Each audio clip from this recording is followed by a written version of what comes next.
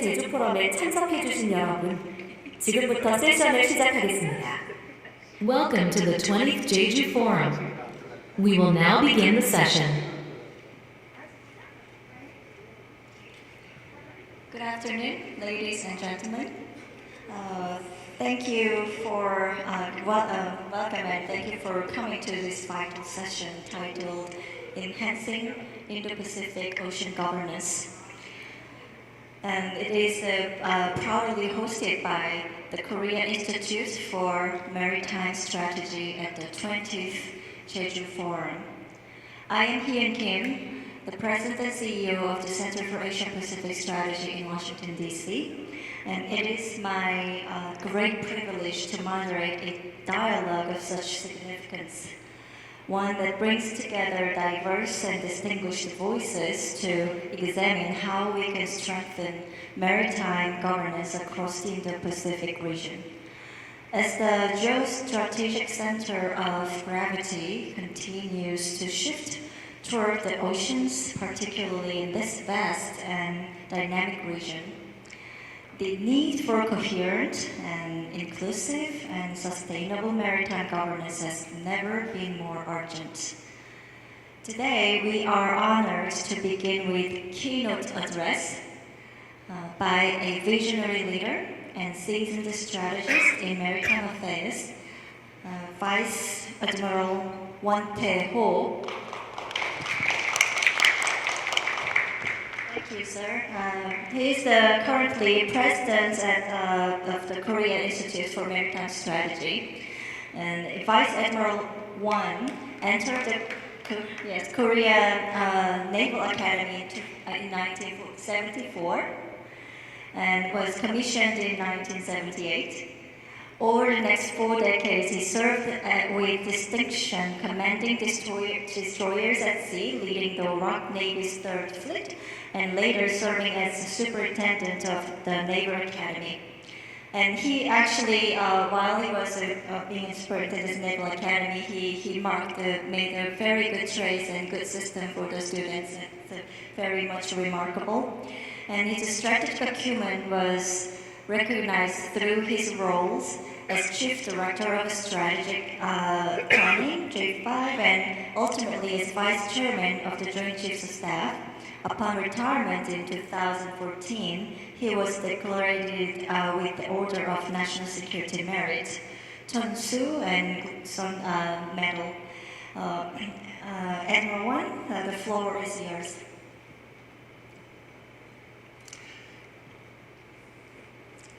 Thank you for the kind introduction. Good afternoon, ladies and gentlemen. I'm again Vice Admiral Won, President of Korea Institute for Maritime Strategy, in short, KIMS. And one more note is that I'm the only Admiral Won in Korea. And as a host of this session, I would extend my sincere appreciation to our distinguished speakers and to each of you in the audience. Your presence here today shows that ocean governance in the Indo-Pacific truly matters, and it's an honor to be part of this conversation with you. Now, we all know this forum is not just another academic gathering. It's not just about research papers or expert panels. It's about coming together to ask something big and hard questions about how we govern our shared ocean space, especially in this region where so many interests collide and where the stakes are only getting higher.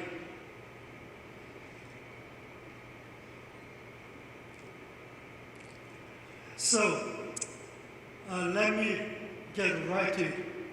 One of the first questions we need to ask is this: why do so many maritime policies fail, not in theory, but in practice? From what I've seen, the problem usually it's not that people don't care or that leaders don't try. Often the issue runs deeper. It's the way our government systems are structured. Too often, responsibilities are split across agencies that do not talk to each other. Laws overlap, priorities clash, and as a result, policies that look solid on paper end up falling short when they hit the water. Here's a way to think about it. Imagine maritime governance today as a half-collapsed bridge. The pillars are still there, but the blueprint is gone. The destination might be clear, but the path to get there is uncertain. We keep adding more rules, more guidelines, but are we asking where those rules are supposed to lead us? Policy is not just an administrative tool. It's something more fundamental. It's a narrative. It's about how we make sense of our place in the world, how we see the ocean, how we manage it, and what we expect from one another. In other words, we need to ask ourselves a deeper question.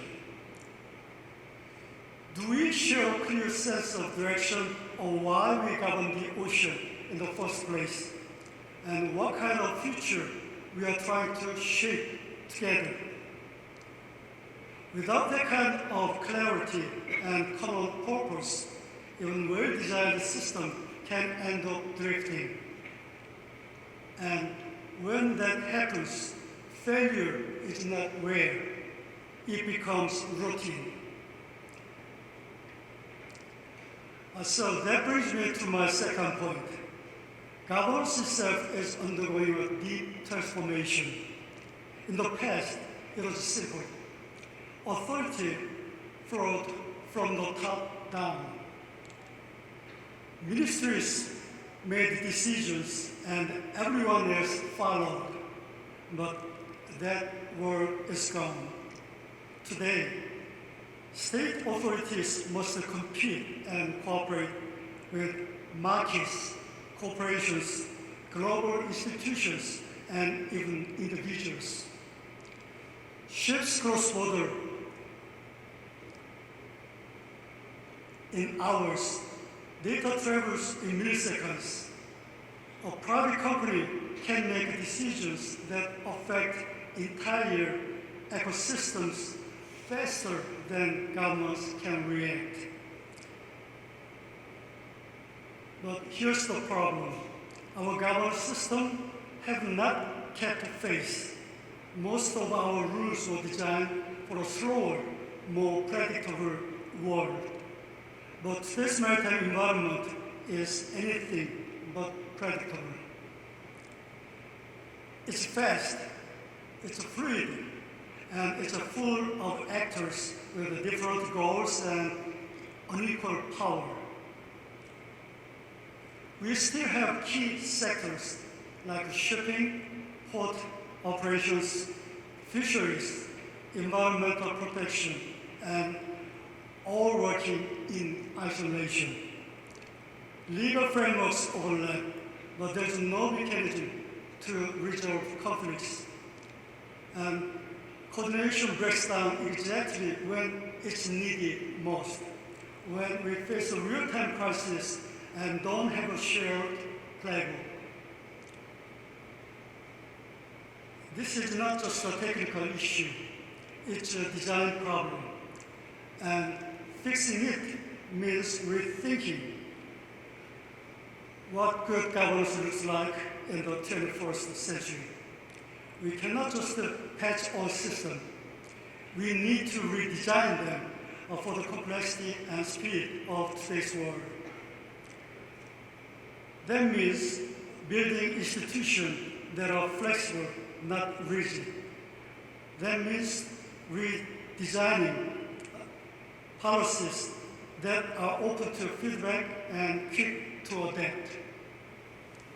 And it means moving beyond a top-down approach to one that's built on partnerships between governments, yes, but also with civil society, the private sector, and coastal communities. Now, let's talk about the Indo-Pacific. Why is this region so important? Because it's not just a geographic zone, it's a strategic seaway, a crossroad where global trade, security concerns, ecological threats, and geopolitical tensions all come together. The South China Sea, illegal and unregulated fishing, sea level rise, maritime disasters.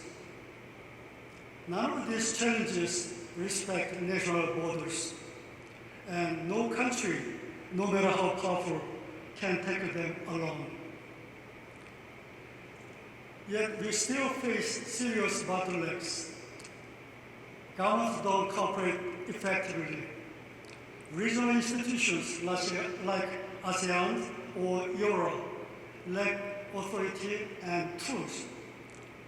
Civil society and the private sector are often excluded, and we lack real-time information sharing system. In a region where change can happen overnight, that's a major blind spot. These are not just management flaws.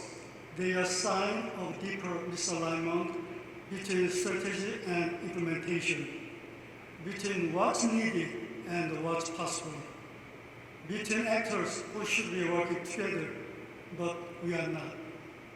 So, what do we do about it? We need to go back to first principle. What does governance really mean today? It's not just about setting of rules. It's about creating a space where different actors can come together, align their goals, and work together toward a shared future. And once again, that takes us back to the idea of narrative. If we don't have a common vision of why we govern the ocean, what we hope to achieve, and what gets to shape that vision, we are just managing symptoms. But if we can build the shared narratives, if we can agree on direction, we can start designing systems that move us forward together. Let me be clear. I'm not suggesting we throw out rules. We need them. But rules are just the tools. They are only effective when they are aligned with purpose. That's the real power of design. Not just setting limits, but sharing outcomes. A well-designed governance system creates room for pluralism. It does not force anyone into the same mold. It lets different values, priorities, and norms coexist without clashing. And that's exactly what the Indo-Pacific needs. Governance that's open, adaptive, and built on mutual respect. So here's what we need to aim for. Interconnected system, not isolated mandates. Dialogue-driven alignment, not command and control. Shared purpose, not just shared data. Because maritime security, ecological sustainability, and economic prosperity cannot be tackled separately. They must evolve together. And governance should reflect that interconnectedness. Above all, we must govern by consent, not by coercion, by cooperation, not imposition. When trust leads the way, we turn the ocean from a site of conflict into a space of shared destiny. In closing, let me leave you with one final thought. Governance does not fall or fail because there's no power. It fails when there's no coherence, when actors don't share a vision, when institutions work in silos, and when no one asks, why are we doing this? Today, governance needs to be reimagined. It must be designed, not inherited. And the first step in that design is agreeing on the story we want to tell together about who we are, what we value, and what kind of maritime future we are committed to building. Ladies and gentlemen, let's use this forum not just to talk, but to shape that vision. Let's connect the dots, bring our different voices together, and co-create a governance framework that truly fits the Indo-Pacific of today and tomorrow. Thank you.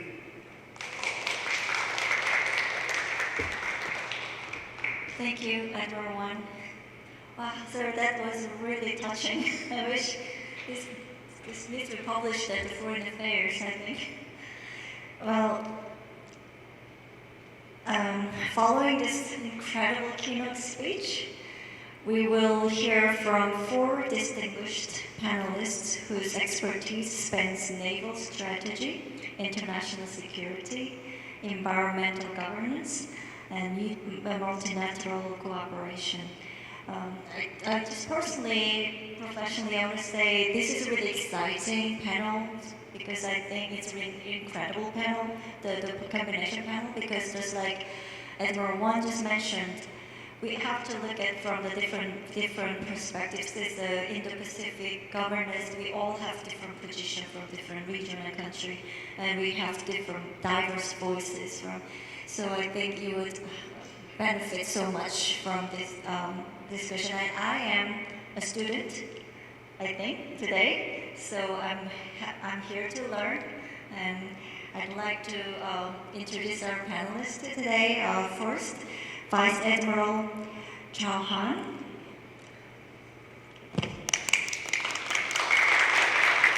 Came all the way from India. He's the Director General at the National Maritime Foundation in India.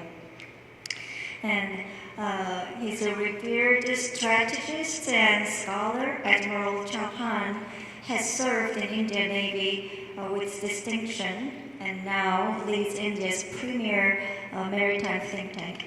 And his insights are frequently sought by India's national security leadership, and his prolific writings continue to shape maritime thoughts across the Indo-Pacific.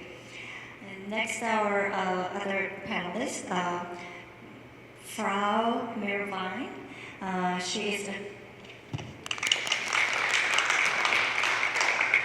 She's a research assistant at Obama Institute for Transnational American Studies and specialist in environmental humanities and ocean governance. Frau Merwein's interdisciplinary approach connects the environmental humanities with the real-world governance challenges, and her work bridges academic inquiry with practitioner collaboration, and emphasizing integrated and sustainable solutions to the environmental dimensions of ocean governance. And next, we have another distinguished panelist, Captain Sebastian. He is the founder and director at Center for Global Peace Solution, and former Royal Malaysian Navy officer and UN strategist.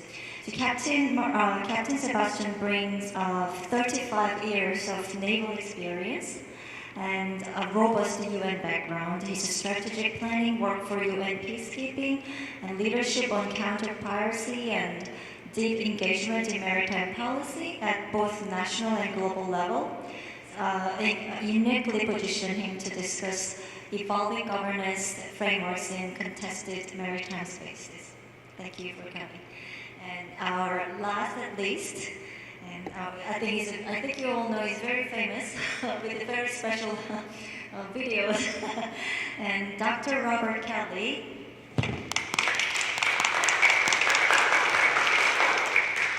Dr. Kelly is a professor of international relations at Busan National University in the Republic of Korea. Dr. Kelly is an eminent scholar and commentator on Korean and Indo-Pacific affairs with regular appearances in international media and prolific body of work. He brings a grounded political science perspective to maritime governance, particularly in the context of inter-Korean and regional dynamics. Of course, he is also expert in the U.S. Politics and social landscape as well. As we embark on today's discussion, I invite our panelists to reflect on the evolving nature of maritime governance in the Indo-Pacific. And I think now I'll give floor to Admiral Chauhan at the podium.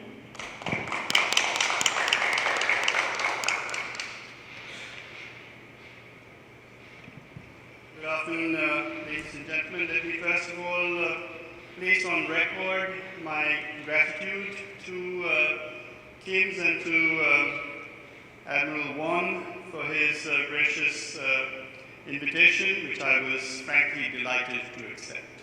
So I'm going to run this at speed, but not before I take another few seconds to thank our moderator, whose charm and knowledge are simply staggering. Okay, so now let me start with the assertion that the Grotian construct that had defined maritime discourse since 1609 is now coming to an end. There is increasing regulation since the advent in 1982 of the Convention on the Law of the Sea, and the concept of res nullis, which means that which belongs to nobody, is being rapidly replaced by that of res communis, which is a thing that belongs to everybody. And I think that perhaps this flow diagram will show you in encapsulated fashion what exactly I am going to try and put to you. We start with the red box, which is marine spatial planning. And marine spatial planning is the heart of everything that we're trying to do. The problem is that, first of all, when we do marine spatial planning, we try and regulate activities in the high seas in particular. We have an impact on the foundations of the United Nations Convention on the Law of the Sea immediately. And so the two areas are basic to UNCLOS, and one is freedom of navigation and the other is freedom of fishing. Both these are impacted by all the rest of the things that we're going to be trying to do in terms of marine spatial planning, particularly in areas beyond the continental shelves of the littoral and coastal states. So marine spatial planning then requires that we undertake maritime situational awareness. I'm actually dead opposed to the use of this word maritime domain awareness. If you're God, then you have maritime domain awareness. Not a sparrow falls, not a herring moves, but you know. While you're waiting to become God, then the best you can hope for is maritime situational awareness, and this requires you to be aware of your situation, and this encourages you to talk to other people so that their situational awareness can be augmented with your situational awareness, thereby leading to a tendency towards maritime domain awareness. But to move from maritime situational awareness to maritime domain awareness, you need information sharing. Do not think, ladies and gentlemen, that information sharing is automatic. China, the People's Republic of China, has excellent maritime situational awareness, and they don't share this information with anybody. So having maritime situational awareness conflated with information sharing is a serious intellectual and foundational and conceptual mistake. But if you have information sharing, then you may proceed from maritime situational awareness to maritime domain awareness.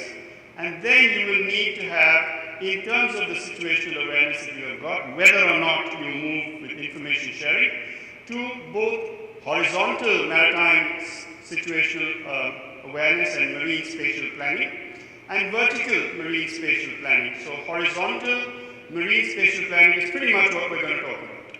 We're going to talk about coastal zone regulations, we're going to talk about biodiversity beyond national jurisdiction, we're going to talk about naval freedoms and the manner in which they are impacted or they impact your marine spatial planning. And when you talk about underwater domain awareness, then you're talking about vertical marine spatial planning, and then you're talking about the area beyond national jurisdiction, different from biodiversity beyond national jurisdiction, and then you're talking about seabed and mineral exploration and mining, and of course in the naval area you're talking about seabed warfare per se.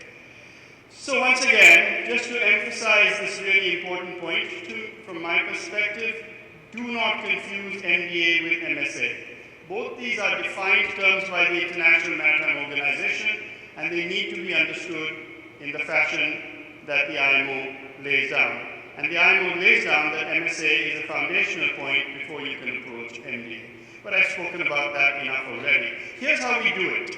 We first observe the environment, and our observation generates data. We collect the data, we process the data, and that yields information. Then we analyze that information, and we display that information, and then that gives us operational awareness. Then we fuse the information that we've got, both with track with data, and data with data, and then we get a fused operational picture. Then we contextualize that fused operational picture to the prevailing or anticipated situation. That gives us maritime situational awareness, and then we collate and integrate these maritime situational awareness across different geographies. That gives you maritime domain awareness. So, our approach to ocean governance must, of course, be guided by and be deeply respectful of the United Nations, simply because we don't have anything else. And this is the best that humanity has been able to generate thus far. And in that, I'm not going to go down the organizational tree of the manner in which governance of the oceans is impacted, but understand that we're talking about the UN Secretariat and the Office of the Legal Counsel and the Office of Legal Affairs, as you can see on the screen. What is of concern to us really is number 6, which is the Division for Ocean Affairs and the Law of the Sea. Now, amongst other issues, the DOLOS provides substantive servicing to those two which are highlighted in yellow. One of them is the Intergovernmental Conference on an international legally binding instrument so as to be able to generate BBNJ. We know we've made good progress on this. What is happening? We don't have a treaty. Do not call this the High Seas Treaty. This is a media-generated nonsensical term. There is already a High Seas Treaty, and that is UNCLOS. And what this is the BBNJ treaty, and where we're at is that we've got a number of countries that have now agreed to sign, and very few countries have thus far agreed to ratify. Then the second element is the review conference on the United Nations Fish Stocks Agreement, and once again you can see that both these are impacting foundational premises upon which UNCLOS was created. Okay, so therefore, with this, as I said, the Grotian construct that had defined the maritime discourse is now coming to an end. And then we have a continuing process now in progress, which is called the regular process for global reporting and assessment of the state of maritime environment, including socio-economic aspects.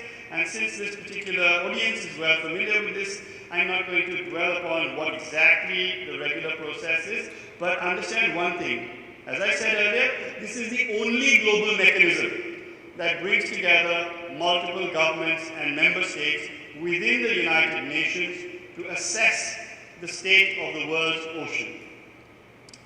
We're now at the end of the third cycle of this particular process. It's really quite critical towards ocean governance. I've already spoken about BBNJ, and as you're aware, it came into it was agreed upon on the 4th of March in 2023, and since then, as I said, a number of countries have signed, but very few countries have yet ratified.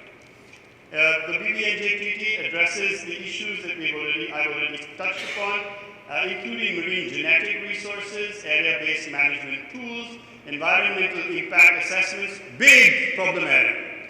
Industry routinely fudges this. Governments act as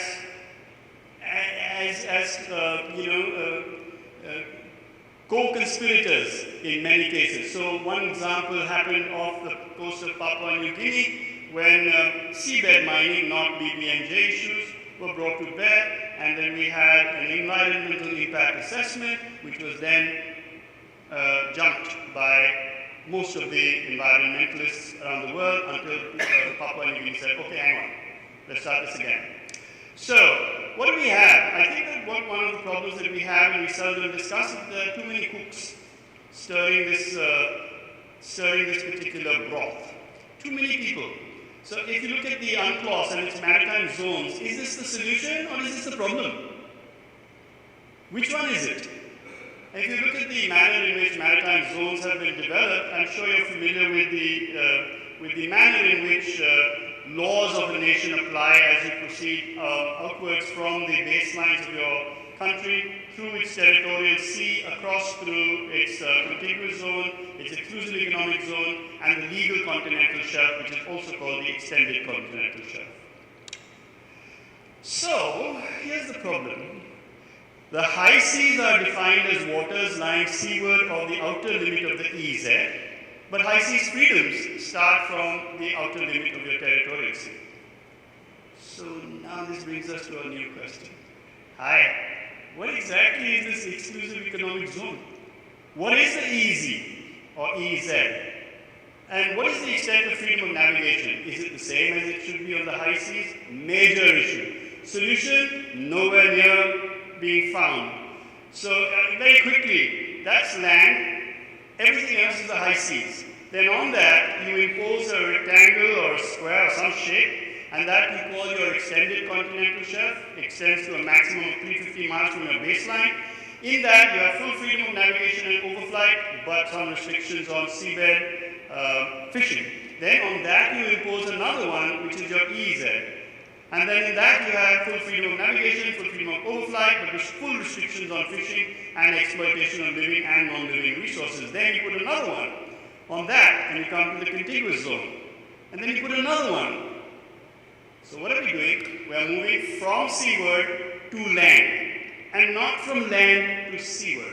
And if you move from seaward to landward, you will see that the exclusive economic zone is part of the high seas, on which there are certain restrictions, and the exclusive economic zone is part of the high seas, upon which there are more restrictions, and this is important when you're talking about governance. So let me return to the high seas. And how is the UNCLOS guaranteed full freedom of overflight, fishing, and resource exploitation to be reconciled? Which, basically, there are 3 points that I want to make finally, in closing. Which level of organizational structure should we concentrate on?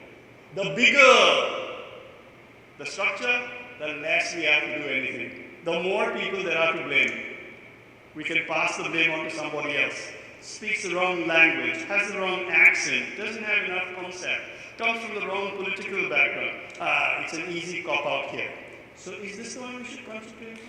Is it the global one with UNCLOS and FAO and UNEP and UNDP and ICLOS? This one? Or what about a regional one? For example, in the western segment of the Indo-Pacific, we have the Indian Ocean Rim Association. Is that what we should concentrate upon? A regional one? ASEAN-led, is that one?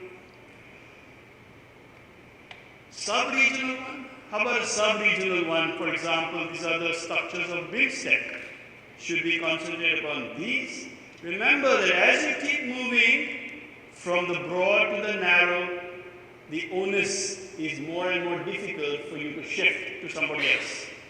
Should we look at national ones? This is something I want you to look at for a minute or so, and then I'm done. The drivers that we have for a national level activity, how many shared models of this are available in the world? How many think tanks are sharing their respective national models of how this is done in their country? So that we can have a confluence of think tanks which say, okay, maybe we can put it all together and find a common one, a model that might apply to at least the vast majority of cases with a certain number of exceptions. Then there's a last point, which is, so what? Okay, we got this whole thing going, we finally made it happen, and we're lovely. Now, which is the optimal instrument by which ocean governance enforcement should be done? Captain Martin Sebastian's area of considerable expertise. I'll defer to him for a bit on this subject, but I do want to emphasize that in India, for example, within the maritime zones of India, the Indian Navy and the Indian Coast Guard operate in near seamless coordination.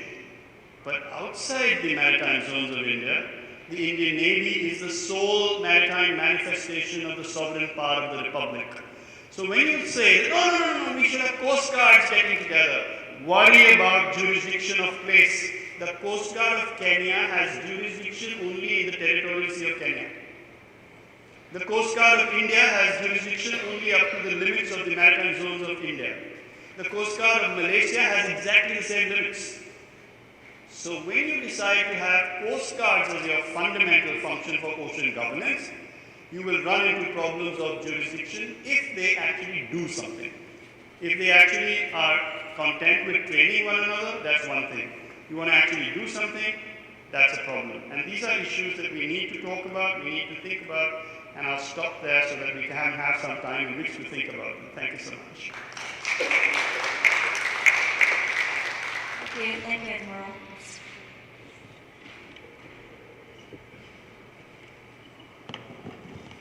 So next, from Mervine.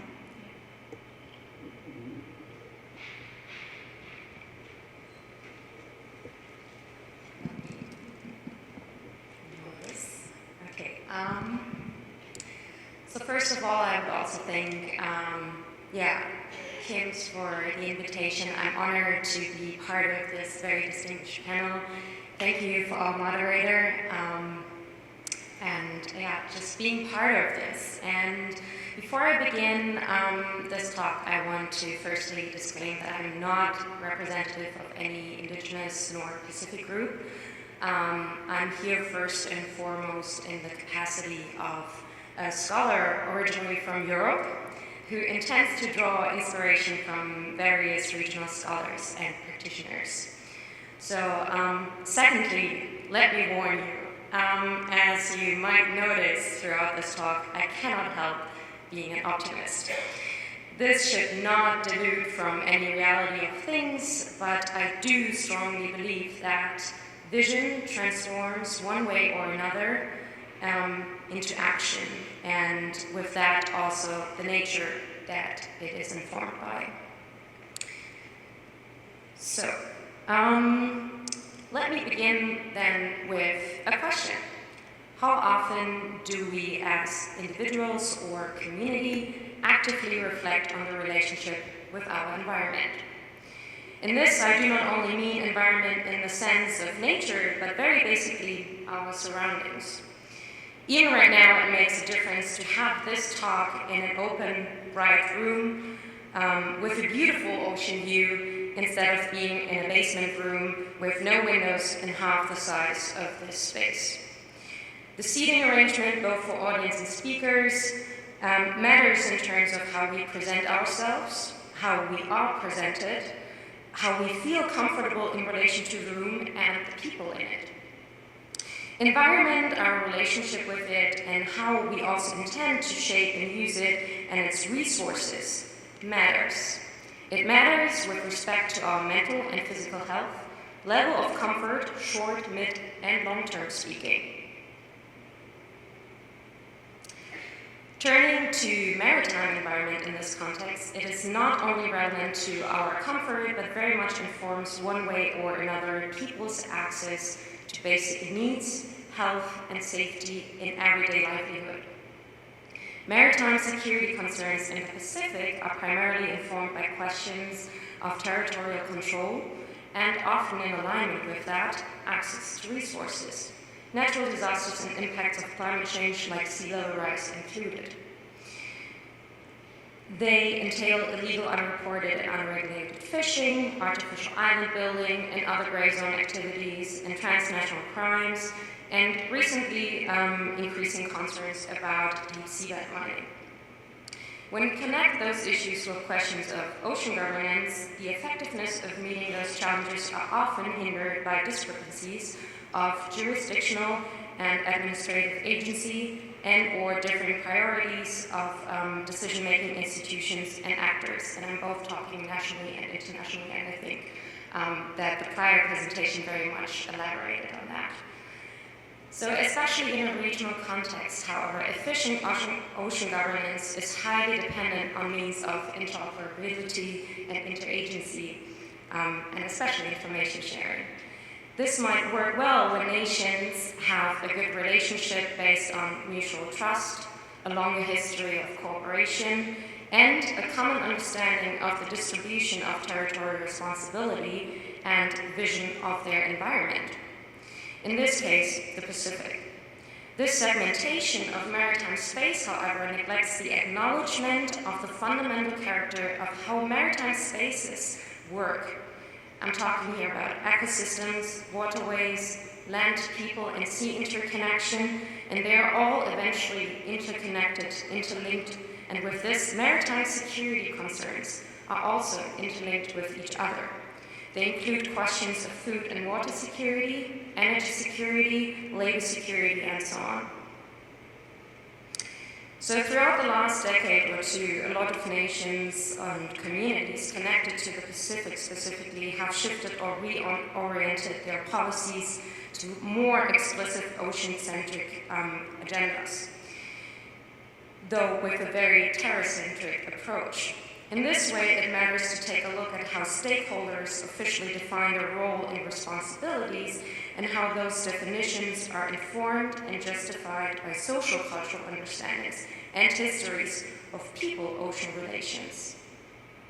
Many Pacific or Indo-Pacific policies and visions, at least in rhetoric, are primarily defined by commercial interests and territorial control, paradoxically also when we talk about freedom of the seas. So in that way, a little bit contradictory.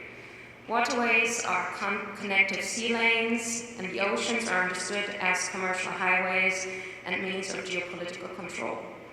Port control-centered agendas in this way are also mostly consider waterways as interlinkages between terra-centric points.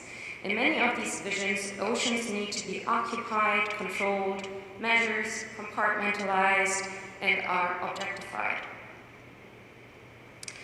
In contrast to this understanding, many Pacific Island nations and communities acknowledge the ocean's self-agency, the interconnectivity and reciprocity of maritime spaces, people and land, and understand themselves first and foremost, and with that their responsibilities and position in relation to the ocean as custodians and caretakers of oceans. So if we approach ocean governance through such a lens, the focus shifts, and the prioritization with that shifts from commercial benefit to basic needs, from investments in border control to investments in joint conservation, from overexploitation to careful management.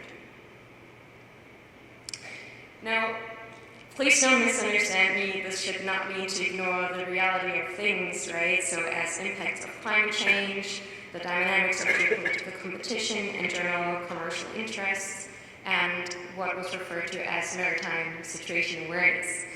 What I'm suggesting, and this is merely in support of many agents of the region are already discussing or efforts they have already implemented, is to transform ocean governance policies in a way that shifts the paradigm to a more interconnected and reciprocal understanding of people-ocean relations and puts the ocean into the center versus a terror-centric point of view approach. It should first and foremost recognize the fluid nature of oceans and marine ecosystems and acknowledge how this affects and interlinks multiple maritime security concerns. In this, ocean governance policies shift, especially long-term speaking, priorities in the direction of ocean protection and health through a more holistic environmental worldview. One way, just to give an example, to support such efforts is the integration of so-called traditional ecological knowledge systems into ocean governance policies. There are already efforts and existing implementations of such, mostly on the local levels in various areas of this world, but being based on a more interconnected understanding between humans and environments and relying on knowledge, building and application through interactive experiences with environments, such an integration guarantees a more holistic approach in ocean governance. So let me conclude in this context. When it comes to any question of ocean governance, very basically speaking, I just suggest to consider the question, how can we transform existing behavioral and institutional thinking and structures, both nationally and internationally, that impact ocean governance decision-making and action-taking? Ocean governance is an ongoing and dynamic process, actually like the oceans themselves. Interlinked with a constant reflection of our relation with the environment, I am convinced that such understanding and approach can lead to enhanced international cooperation in ocean governance as well. Thank you. Thank you very much. I really like your optimism. We all have that. Okay, floor is yours.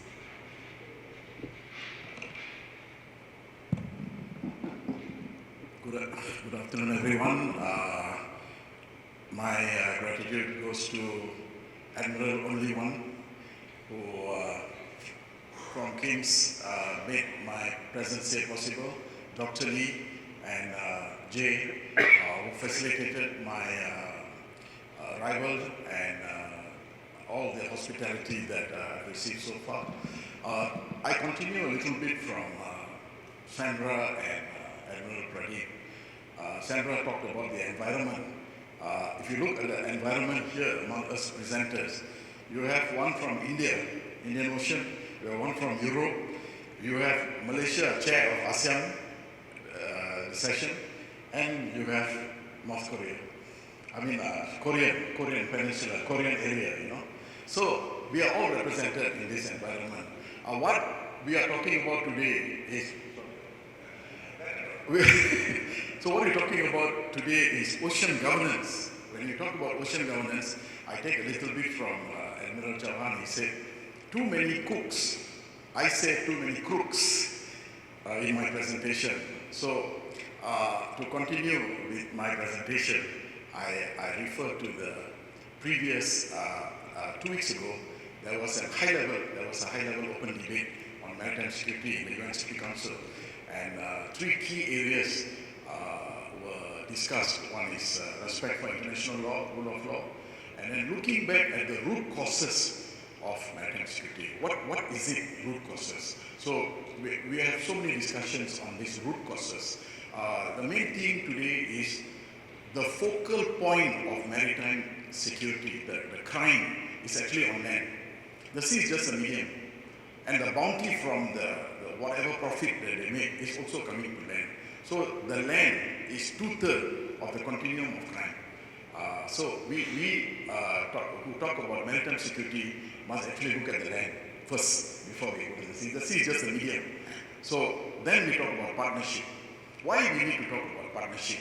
Because we have organized crime, but we have disorganized enforcement. So we need to be more organized than organized crime. If we don't do that, then we fail. We are working in stovepipes. We cannot handle it. Why? Because a fishing vessel is not only fishing, it is also smuggling goods, it's also carrying weapons, it's also doing human trafficking and all kind of stuff, throwing toxic fuel into the sea, but it's just a fishing vessel. So the adaptation of that cannot be governed by one agency. You may say that fishing vessel is about fisheries, no? But it's also handling things from immigration, customs, all kind of stuff. So you need partnership to handle that. That's the first part I will deal. The second one I'll talk about South Korea and Mauritius partnership, especially on the defense industry. So my title today is Responsibility to Responsibility. I'm more focusing on the navies to respond, the ability to respond. Yes, it's the Navy's job to keep the seas, freedom of the seas and all that. But at the same time, whilst we're talking about freedom of the seas, don't misuse that freedom for other things. It's just like freedom of speech. Don't misuse the freedom of speech. So it's the same thing. As we continue, we look at this diagram and we can see that governments spend a lot of money on maritime security. But the amount of money they lose, revenue on resources, marine resources and taxation and all that is more than what they spend. And on top of that, the organized crime is earning more money than all these things put together. So I'll show you some slides where you can see how much the organized crime makes. So here, I'm saying that your responsibility as a Navy to keep the seas open, free and open and freedom of the seas and all that, you need to have partnership so that you can respond to any threats, or rather the sea being used as a medium to create all kind of shadow economy or all kind of exploitation. So today's presentation I focus on three: money laundering, fish laundering and identity laundering. So the fish laundering and identity laundering you might not have heard of, you might have heard of money laundering.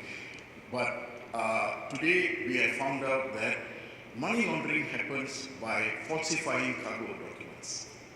And then the money from this trade-based money laundering are also used to fund terrorism and all kind of crime, organized crime. This is now under the watch of the Financial Action Task Force, and we are working on it, looking back at port operations, looking at graft, and so many other things connected to trade-based money laundering. If you look at identity laundering, we need to recognize how a ship is identified. Here you can see the ships has three types of identity. One is its AIS signal. On this part you can see all the information, the direction, the speed and all that is transmitted by the ship. And then you also have the structure which identifies the ships, the tanker, fishing vessel, cargo, whatever. And then you also have the MMSI number issued by IMO. So these three identities can be manipulated and laundered. And if you look at the diagram on the right, you can see this only type 1, there's also type 2. Direct vessel identity laundering, there's also indirect vessel identity laundering. It's quite complicated, but it's a very simple thing to show that I as Martin, I'm using another person's birth certificate and I suddenly become Robert. So that is identity laundering. But why they did this identity laundering is this kind of stuff, type of sanction list. I was one of the team for North Korea's UN sanction committee for the North Korean sanction, but somehow or other last year the Russians vetoed it and our team was disbanded. So I was part of the maritime expert group, and our job was to look at this matter, identity laundering and identity tampering for sanction violation, only focusing on North Korea. We also have teams in West Africa, Iraq, Syria and all that. So one incident, two incidents I want to share with you. MV Pablo and MV Saraswan incident off Malaysia. MV Pablo met with a collision, got burnt, and it was sent as scrap to Indonesia. So all her identity was erased. MV Saras got burnt also, and then eventually was scrapped. 3 months later, MV Pablo's signal came out in Indian Ocean. And MV Saraswan signal came out in the Gulf of Guinea by another ship that is carrying cargo. So you see how the dark fleet is using deceptive shipping practices to carry out crime. How do we know this? is this information passed to the navies? Can navies help? Yes, they can. If they are told about this. Later I will explain how can the Navy get to know about this out at sea. Admiral Chauhan talked about the high seas. He talked about law enforcement agencies that are only operating around the peripheral of the territorial waters. But can Navy also help the law enforcement agencies outside if they get their information to handle these kind of matters? Fish laundering is another one whereby ships, fisheries, ships involved in fisheries, deep sea fishing, they have sustainable fishing, at the same time they buy dirty fish from trawlers, neighboring trawlers, and then they mix these two, and then they sell to premium markets. So that's called fish laundering. Just like money laundering, they're cleaning the money, they clean this fish, they sell. So that is fish laundering. Big business. You can see this is produced by the Global Fishing Watch. I was part of the Global Fishing Watch for 3 years, and we worked on light, how to apprehend transfer of fish at sea by just using light and radio signals without using AIS, and already marked all those areas that transshipment has happened. And you look at the cost of IUU fishing, 15.5 billion to 36.4 billion. And if you look at only small number of vessels, 450 vessels involved in fish-related crimes, but look at 1/3 of the offences is just 45 number of vessels. So it's a big issue, a lot of money being wasted. Yes, there's freedom of the sea, but you misuse that freedom for fraudulent purposes. So that one we need to address. This is lost to government. Yes, the government is spending money on security, but this is loss of revenue. Okay, and the organized crime is making all the money. Same like crime in a box. This picture is from the United Nations Office of Drugs and Crime. I was with them for 3 years, and we call it crime in a box. We have set up groups in the ports to identify this, but it's very difficult because the problem is graft, corruption within enforcement agencies, and this information coming through the information on fraudulent use of containers is getting more and more difficult because the papers and the entry into the logs are being forged as well. So why do we need partnership? Why do we need to be more organized than organized crime? This way, when we come together, we can address jurisdiction gaps between different agencies, customs, immigration, police, Navy, Coast Guard, and we also talk about overlapping jurisdiction. The most important is we have strategic depth.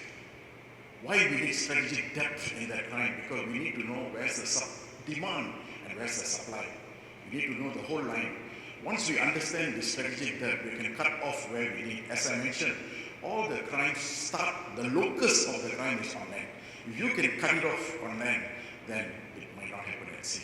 So you have to work as a partnership to do that.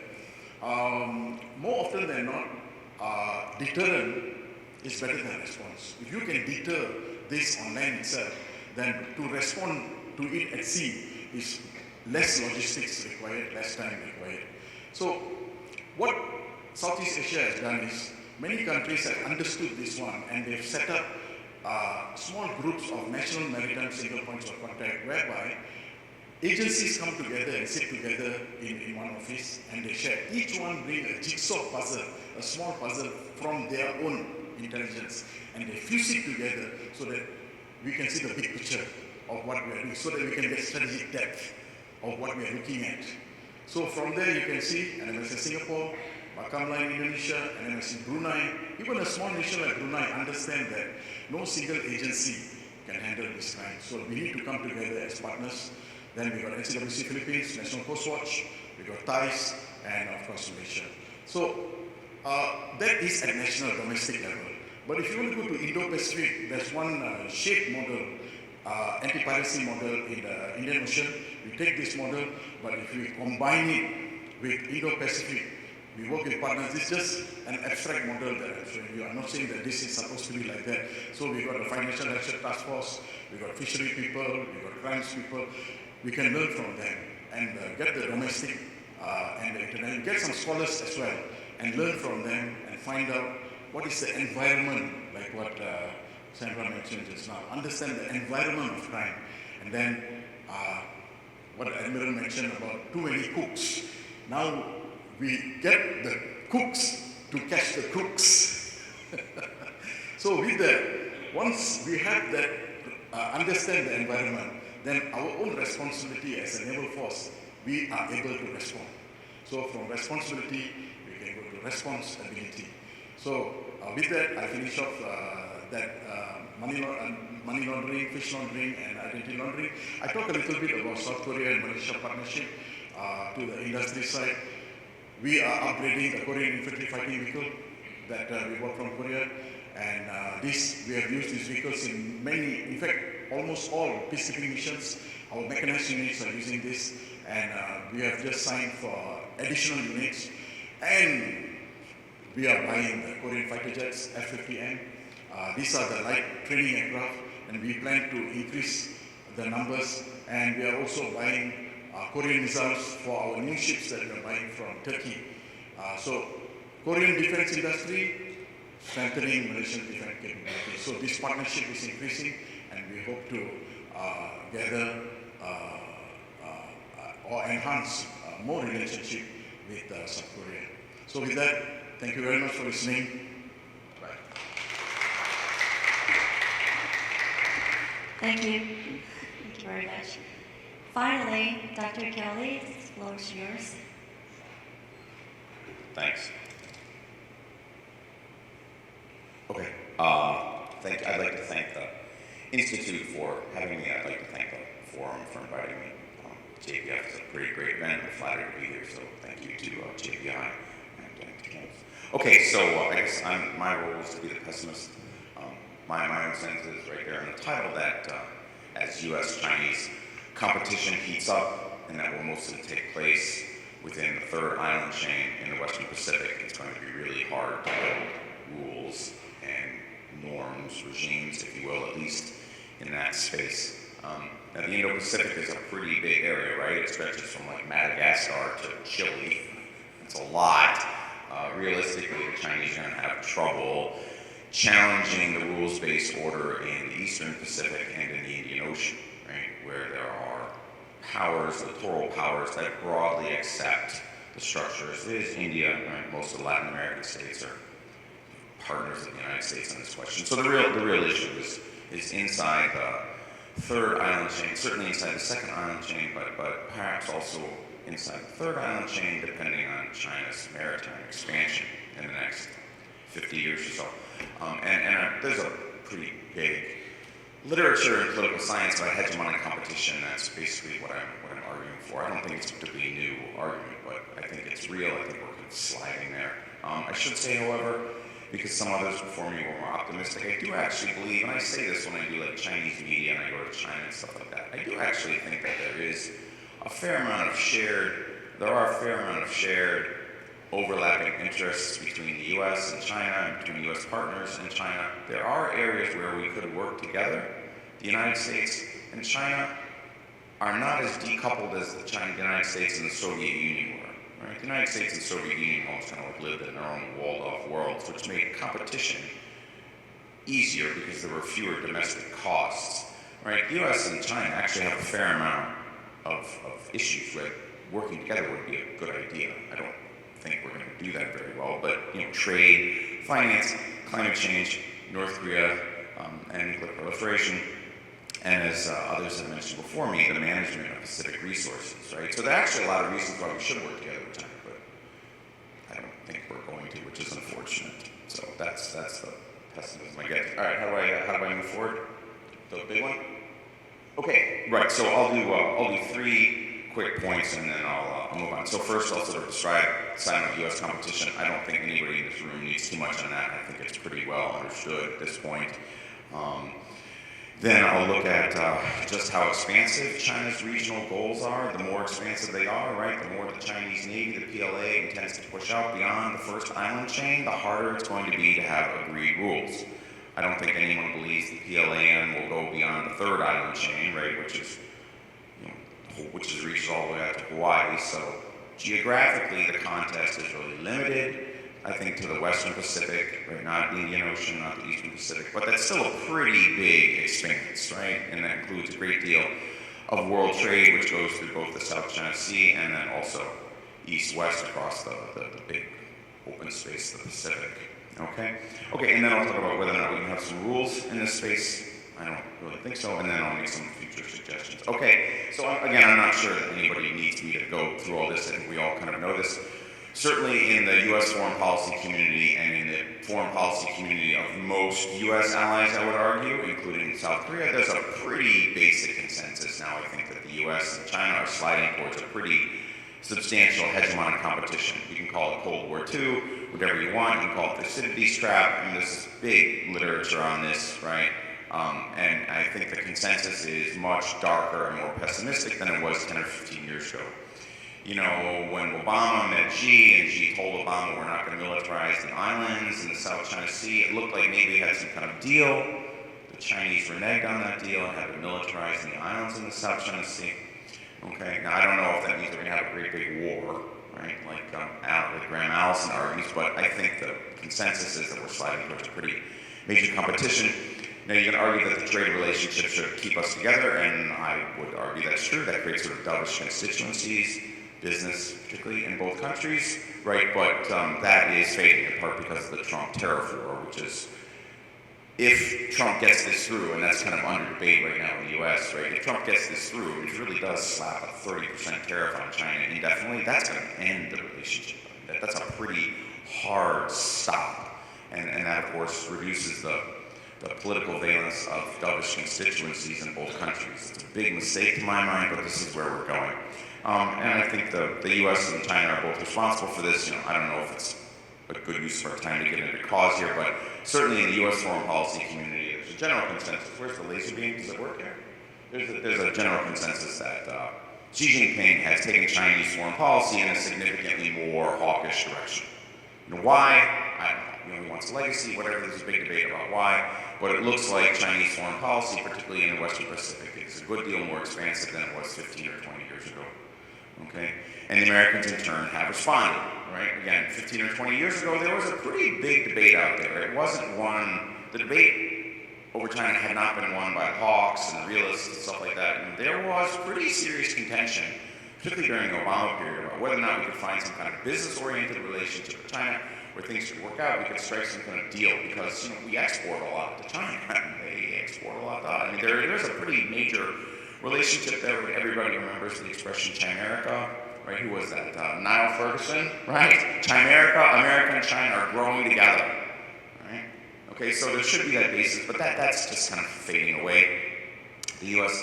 business community just does not have the resonance on this debate that it did 10 or 15 years ago. It just doesn't. The debate is dominated now by people like Hegseth, Rubio, Elbridge Colby, Graham Allison, I mean, the debate has really tilted in terms of contesting China, right? We're going to go on this big nuclear buildup, right? Because the Chinese are, I mean, it's okay. And Trump, with his unique style, will make all of this worse, right? Because Trump, when Trump gets to China, we all know he's going to say something outrageous, and it's just going to get even worse, right? So trade decoupling. Okay. Right, so next, China's goals. The less expansive China's goals are, the easier it will be to have governance in the Western Pacific. And we just don't know. You know, it's just not clear, right? We know what Putin's goals are.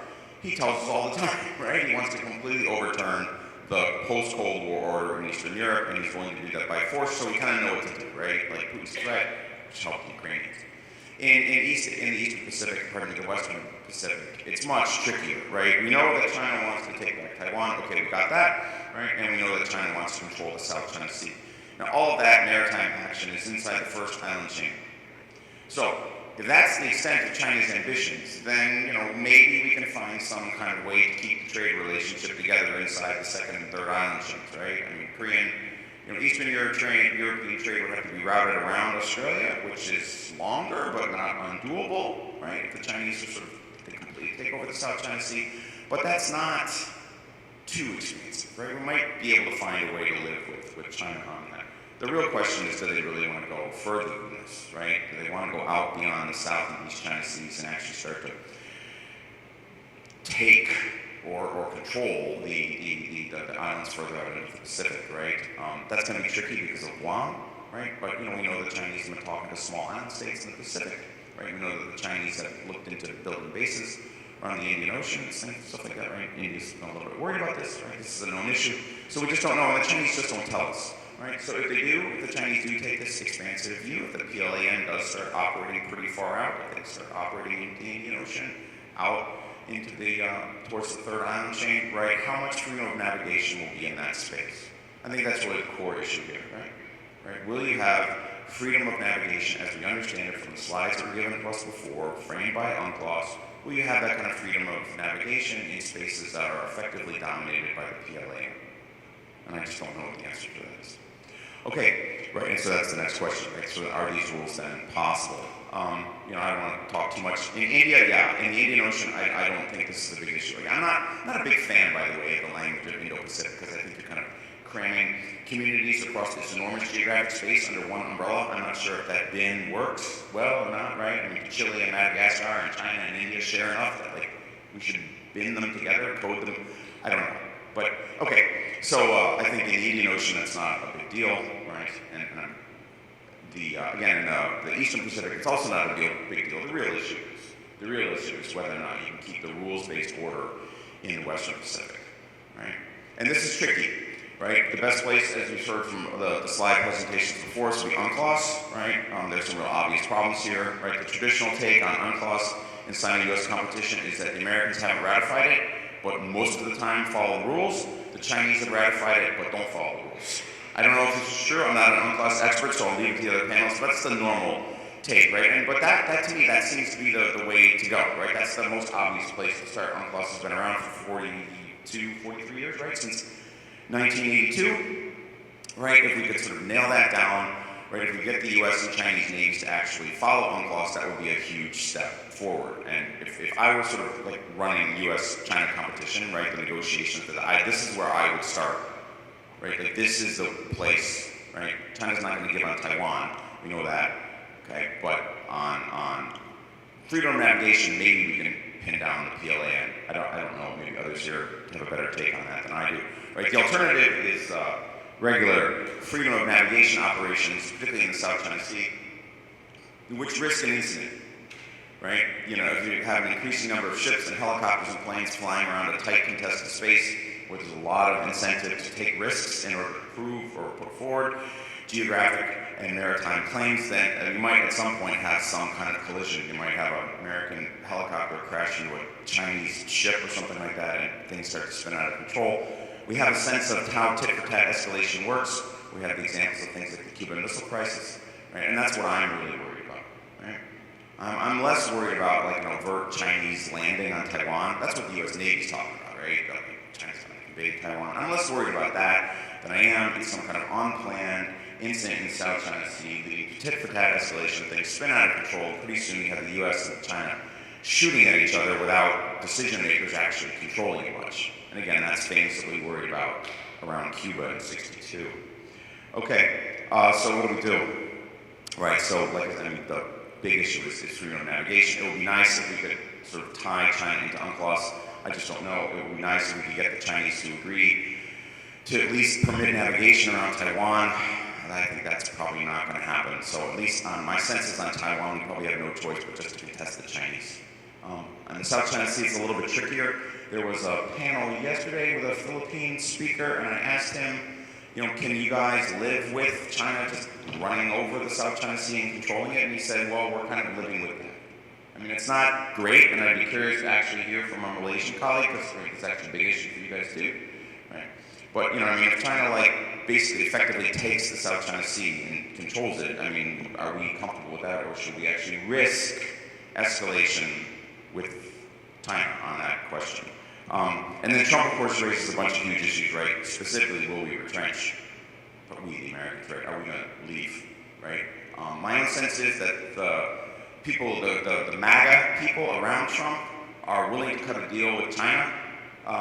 Trump is particularly averse to the use of force. This is something we've noticed. And Trump also likes autocrats, and he doesn't really care for U.S. allies. I find it highly unlikely that Donald Trump would be willing to use force to defend liberal democratic states in Asia, Taiwan, the Philippines, even South Korea, right? And so there will be sort of isolationist appeasement voices around Trump, including Vance. But on the other hand, right, the Trump administration has a lot of China hawks, you know, starting in Colby and working downward. And so my own sense is on this China stuff that there's probably going to be a bureaucratic fight inside the Trump White House in the next 2 years on whether or not to accommodate China. right? Because that's Trump's instinct, and that's Vance's instinct, and that's the instinct of Trump's movement, this kind of isolationist, unilateralist movement, MAGA behind it. But there are a lot of China hawks in the Republican Party that want to go toe-to-toe with the Chinese and don't want to see on Taiwan. Okay, and then so if the United States checks out, right? If Trump's kind of like, we don't want to do this, we don't care, Trump's attitude towards Asia is his attitude towards Europe, which is like, we're out the door, you guys figure it out. That raises the interesting question of whether or not U.S.-specific partners could in some way resist this. Could you resolve the collective action problem, right? I don't know if that's possible. That would probably require Japanese leadership in the interim, which would be highly contested in South Korea. I don't know if India would want to join some kind of coalition to restrain PLA expansion. India's pretty far away from the Western Pacific. It's tricky. So I'd be happy to hear from others on this. Again, my sense is that this is all going to be really, really difficult, and so the interim is going to be arms racing with the Chinese. So, and no rules. So that's, sorry, pretty gloomy. Okay, thank you. Thank you very much. Professor Kelly, I think Professor Kelly's presentation was not that really, was not negative or pessimistic. I think it was very good analysis. Thank you very much. So I think I have right to ask some questions to you. but I think mostly yesterday there was another session about the Indo-Pacific for sustainable peace, and I wish we just did that together. I think it complements together because it's so vast. This is a so vast topic, but I hear the same thing from all the different speakers that we all need to work together. It's so difficult, and I'd like to use the quotation from what Admiral Harry Harris yesterday, one of the speakers, he said, the best ships, there are 3 best ships. So we need to use friendship, partnership, leadership. So I think from Mervine, you mentioned how can we change the behaviors of the government. I think we need these 3 ships, but like you all said, there are too many cooks. There's a saying in Korea, there's old saying that if there are too many oars who rowing oars, then the ship, the boat will go to the mountain. But anyhow, we have to work together. So I'd like to ask Admiral Chahan first. It can be philosophical, but it can be also operational. How can these different many groups to do a good job together? I know this is very difficult, but it can be just a very fundamental talk. I'll ask you this question first, and okay. Yes. So I don't think that it is quite as impossible as it is being made up. First of all, let me once again address the issue of the vastness of the Indo-Pacific and why it's so important, and then see who the players are and whether they can actually sit together. So it's true that the Indo-Pacific is a vast space. It is true that no single country has all the resources that it needs. It is also true that in discussing resources, most people are totally confused between capacity and capability.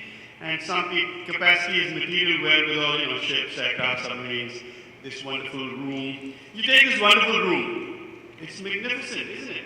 You fill it with idiots. Then you've got great capacity and no capability. So capability is human skills, human ingenuity. The reason why the Indo-Pacific is because for the most part our concept of history is defined at a colonial interregnum of 400 years. Before that, for millennia, the Indo-Pacific has been a single geostrategic space. In that, the number of varying challenges between, as has been mentioned, Madagascar and Chile are significant. But it is precisely because of all these various challenges that we can actually do things without any one particular segment solution having to forcibly apply across everybody else. So what does that mean actually? It means that if you take issues of, there are some fundamental points here to be made. What do we want? Let's take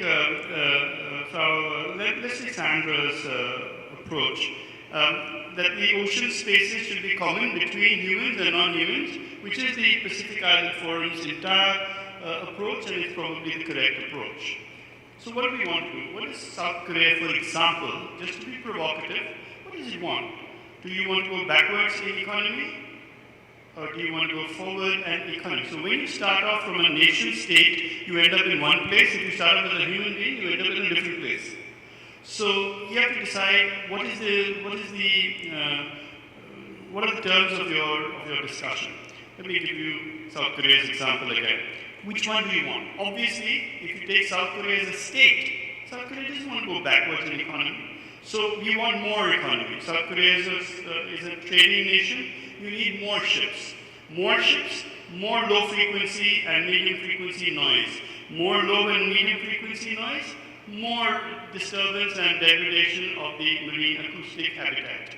More degradation, more beach, more strandings of mammals, more whales, more dolphins whose acoustics are being tampered with. Then, should we not have more ships? Should we instead have bigger ships, fewer but bigger? Is that a solution? There are no debates about all this. There are no discussions, because these discussions will then, if you have bigger ships, fewer but larger, then you need deeper ports, you need more transshipment ports. So the challenges are not limited to one or another issue, and this itself gives enough scope for discussion. You cannot, and I entirely agree with Admiral Wong, that you cannot arrive at tampering or tinkering with the current situation. You should not approach this situation from the perspective of geopolitics. You should, or geoeconomics, or geostrategy. You should approach it from design. The issue of design. Is your design wrong? And is your design capable of being re-engineered? I rather think that this will work. This could work. You need good people at apex levels with significant influence, not necessarily by the position they hold, but by the concepts that they are able to articulate, to be able to articulate them. We need to be able to recognize that this is not going to be happening by next Tuesday. It's going to happen when young people in current academia are fired up with the correct sort of answers. It's not that all of them are fired up only to say that we're going to replace plastics or we're going to replace fossil fuels.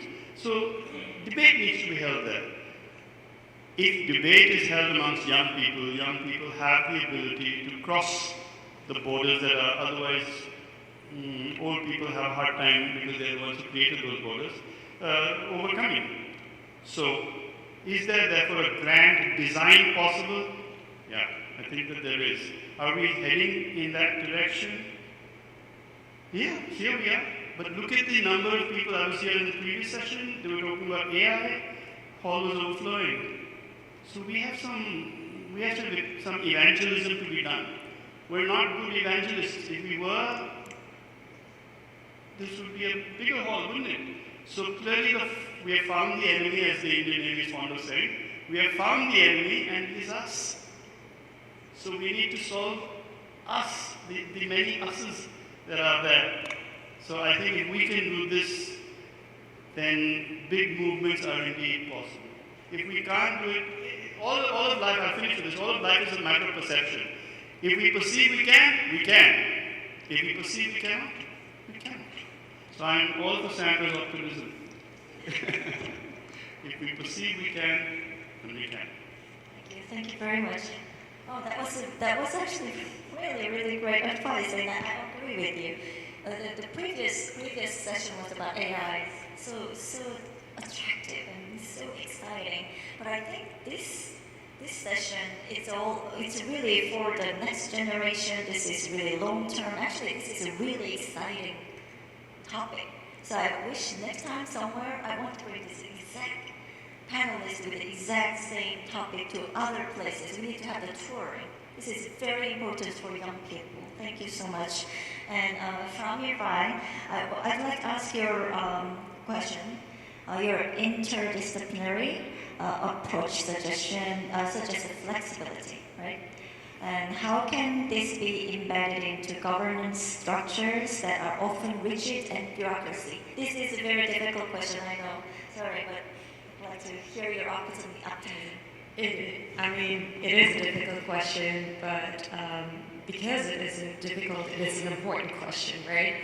And I don't have a specific answer to this. But as was also mentioned and demonstrated in the other talks before, is like one of the, at least what I also heard from practitioners, from local administrations in the region, when it's about ocean governance, about conservation management, is kind of a certain, not just only inflexibility in terms of administrative structures in the decision-making process. So there's a lot of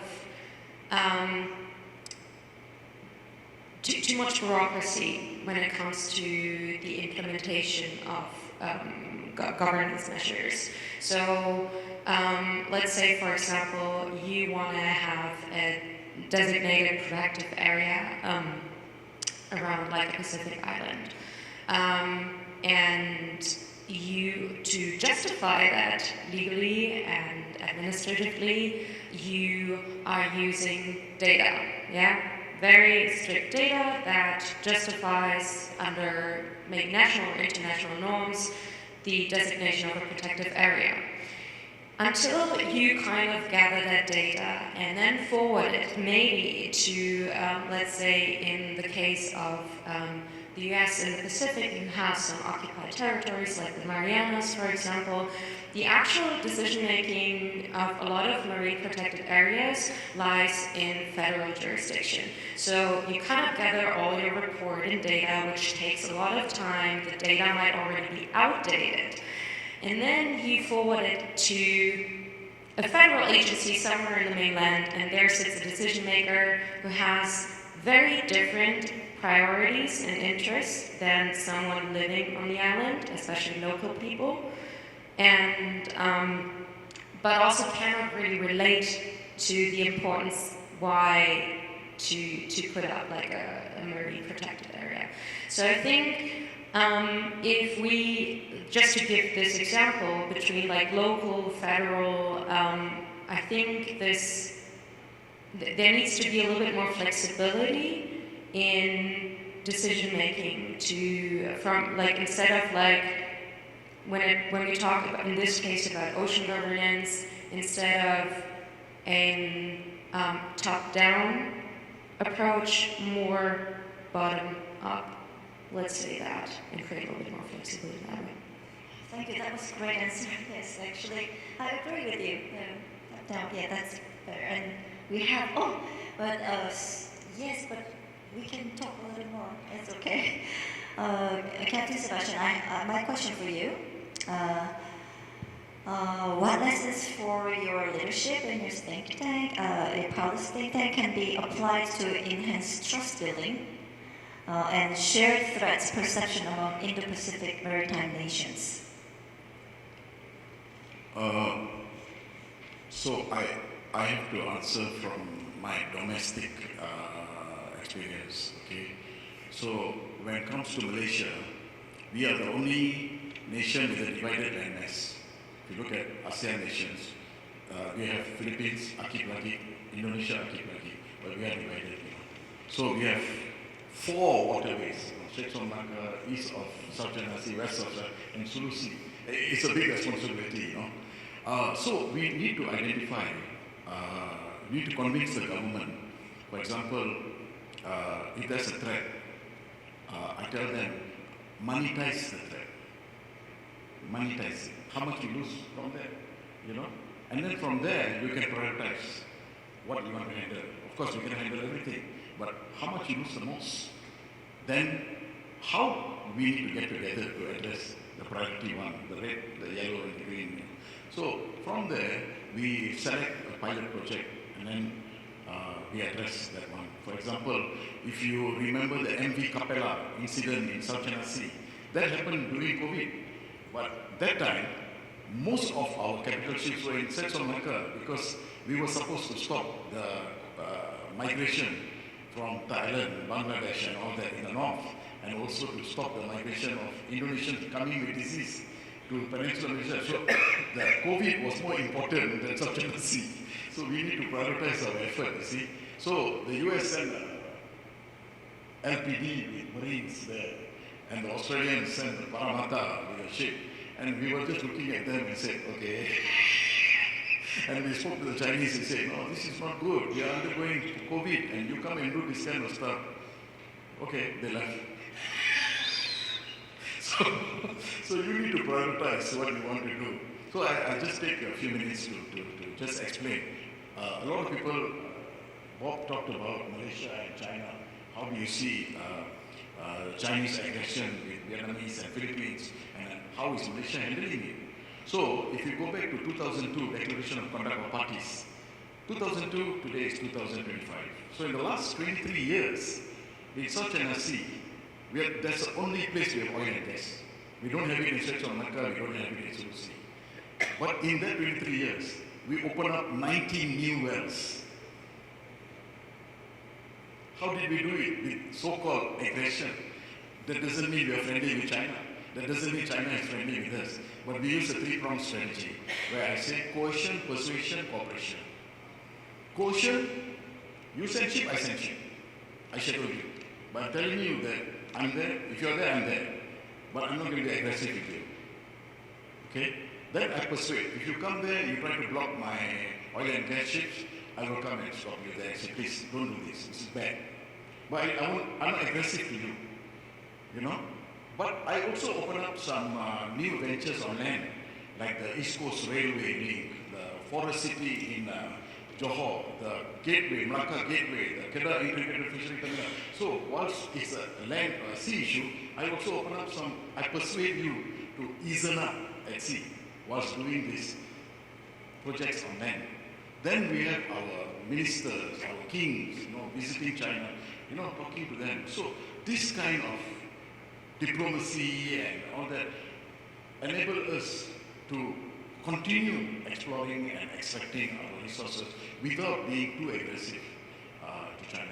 So far we have survived, but I cannot tell you what's going to happen in the next 5 years, 10 years. But so far, so good, 22 years.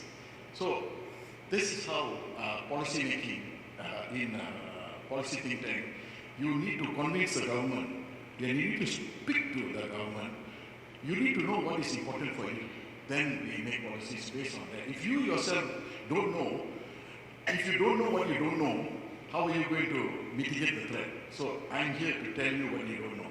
So that way you have to work. The same way we work in the government is the same way we handle external threat. So it's a lot of conversation, connecting and conversation. We don't have to be aggressive.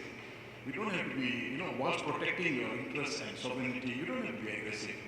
That's a way of handling things. Sometimes you need to pull back, 3 steps back, 1 step forward, something like that. So that's my take. Thank you. That's really lovely. Okay, Professor Kelly.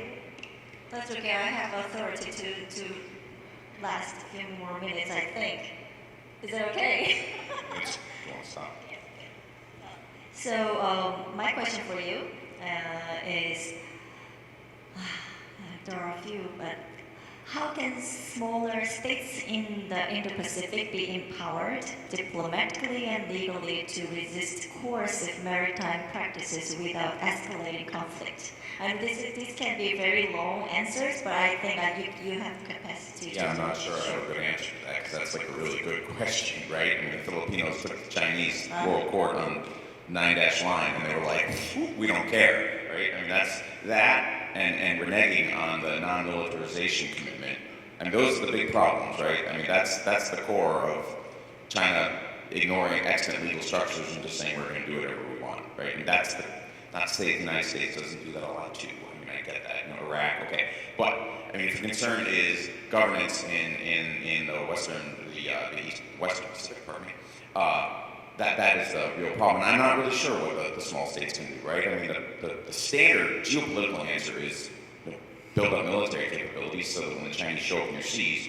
you have some way to push back, right? I mean, this is a big issue in the Philippines now, right? The Japanese are trying to help the Philippines to develop a naval capacity, right? Because the Chinese are getting closer and closer with the Coast Guard ships and these fishing vessels that aren't really fishing vessels. My hope is that shared interests do, again, I listed those at the beginning.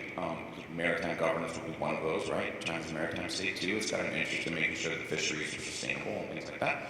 Right, that hopefully that will provide grounds for some kind of deal in the region, right? The institutionalization of some kind of East Asian regime or something like that. But the Chinese have just not been great on that, right? I mean, it would be nice if sort of like ASEAN, for example, could negotiate some kind of deal with China in a bloc on regulation in South China Sea, and that just hasn't worked. The Chinese have been pretty smart, right? Sort of cherry picking out elites and cutting side deals and side payments, and so. I don't actually know, other than the kind of grim answer of saying, build up, right? I mean, look for allies and build up. And I guess the one positive, I guess, I don't want to sound so dark, is that we should just keep trying and trying. Right? Look, arms racing with China is easy, right? We can do that, right? We arms race with the Soviets. I mean, if you want to just go nuts and build, you can always do that, right? And we're kind of going in that direction. But we should keep trying to talk and talk. Jaw is better than World War and all that, right? Wasn't it? And we should keep doing it. We should keep engaging the Chinese, right? And just like the North Koreans, we should keep trying and trying and trying. So if this thing ever does go really badly, we can look back and say, we made a really significant effort to engage the Chinese. I admire the Filipinos. They show a lot of restraint on this. They keep trying and trying and trying, and the Chinese keep pushing and pushing and pushing, right? And that's why I just don't know. For the small states, I'm just not sure what your options are besides sort of internal balancing, building, or hunting for allies, right? And this is why I wonder if the U.S. entrenches, if Trump, who kind of wants to be an autocrat, is like, hey, I'm going to be just like Xi Jinping, right? And we're out of here. We're not going to fight for Taiwan because we don't care because we like autocrats now. I wonder if East Asian states can co-align without U.S. coordination, right? The collective action problem here is severe. Cultural differences are big. Geographic spaces are very, very large, right? It's not as easy as it was in NATO. And so if the Americans are checked out, that's the best solution, right? Some kind of like coalition and some kind of collection of the small states working together, pushing for UNCLOS rules, pushing for regimes, trying to get the Chinese to sit down with them. But so far, that's been hard to do. ASEAN has not negotiated one-on-one very well with China, as far as I know, right? And trying to resolve the collective action problem in East Asia requires some kind of leader state. The only ones I can see on that are India, which is far away and has kind of been very sort of here and there on whether or not the ones sort of actually confront China directly. And then Japan, whose leadership in East Asia is hotly disputed because of the legacy of the war. So I'd be happy to hear from others about how this is to be resolved, because other than that, if you're the small states, you're kind of stuck. And again, I think the Philippines and Vietnamese are sort of like ground zero for that. Sorry. No, thank you. It's so thank dark. You. No, thank you. Yeah, good answers. So do you want to say something? Okay, good. Yes, right. Thank you so much for. Would you give that